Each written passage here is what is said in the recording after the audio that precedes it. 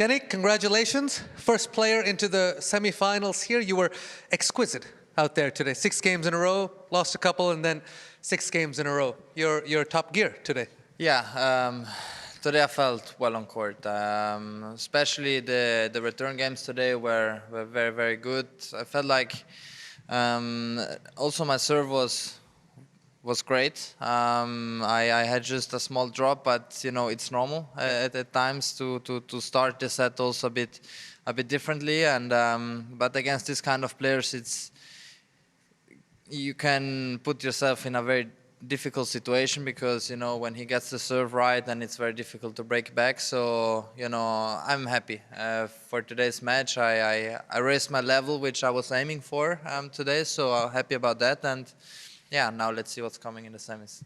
Jannik, is that a subconscious thing? Of course, the players you've played so far have been very good. This is a Masters 1000 level, but into the quarterfinals against a player like Felix, do you mentally come in a little bit different? Because you started off so well today. Well, I wish I could start every match like this, no, but.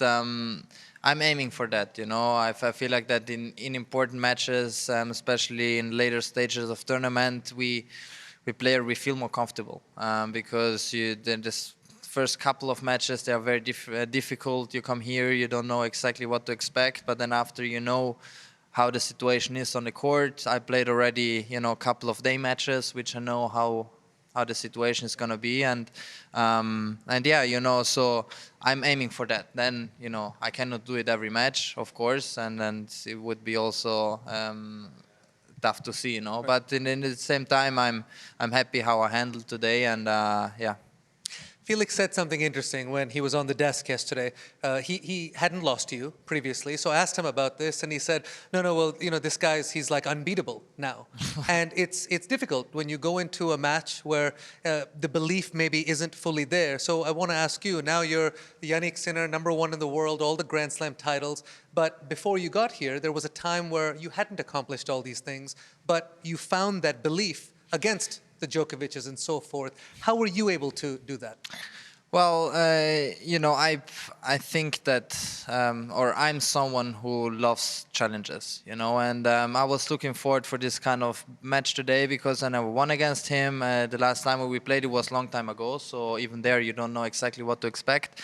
But he is a very, very tough opponent to play against, and in my mind I knew that, so I knew already this morning. Also the warm-up, I was more focused, you know, everything was working slightly better, and I was feeling it, you know, much better today. But you have to believe, you know, against every player, but me also in the same time, okay, I'm in the position where I am right now, right. But in the same time I still have to believe, you know, that I can make it, because every match it starts on 0-0. You never know what's happening, and at times you can also start the match not perfectly, you know, like me against Diallo, you know, break down in less than 5 minutes, you know. So it's normal. We are not machines, you know. So but I take the belief always from practice sessions, how I come to a match, how I am prepared, what I'm eating, you know,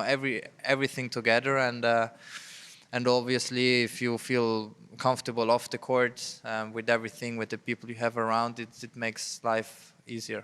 So your proof in the work and your love of the challenge has always been the big part of your process. Yeah, I just want to challenge and to see myself where I can.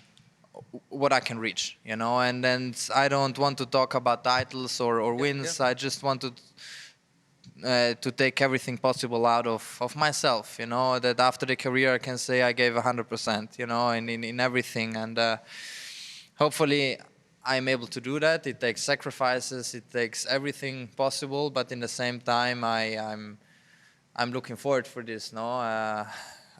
Which doesn't mean that you don't have a life outside of tennis. Sure.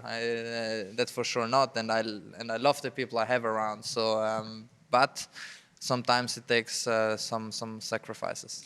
Love when you share the insight of the mind of a champion. But Jannik, that life outside of tennis, we know how focused you are, how dedicated you are. In between matches, you have to unwind a little bit. Are you a cards guy? Are you a movie guy? How do you kind of chill out a little bit in between the pressure? Well, at the moment, because we have this time difference too, you know, Yeah. my family is at home, so I'm my family and all the close people I call when I wake up, you know, which makes things a little bit easier. But you know, from this time now on, because I haven't changed, you know, the time, so I know exactly So what it's time still- it yeah, is. okay, You know, okay. there is 11 now, so.